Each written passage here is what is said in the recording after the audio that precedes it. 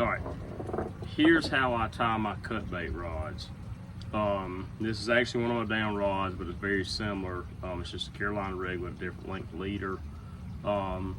Typically my cut bait rods, I fish 20-pound Berkley big game on.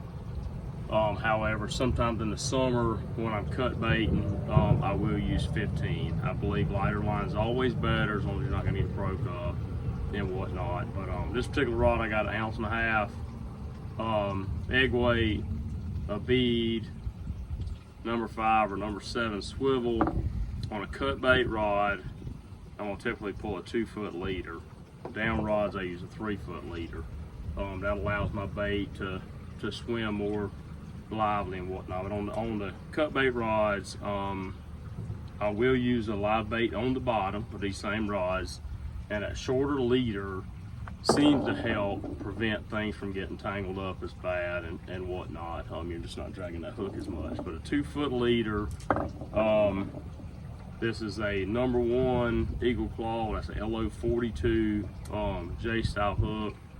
That's what I typically use across the board on this type stuff. If you were catfishing strictly, you know, you may use a bigger circle type hook, but this is what I use for stripers. We catch a pile of catfish while we're striper fishing doing this. But so very similar to my down rod setup, just a little bit shorter leader. And if I was strictly cut bait, I typically use 20-pound line, just so I can get out of some of those tangles and doesn't get frayed up quite as much on the bottom. So that's it.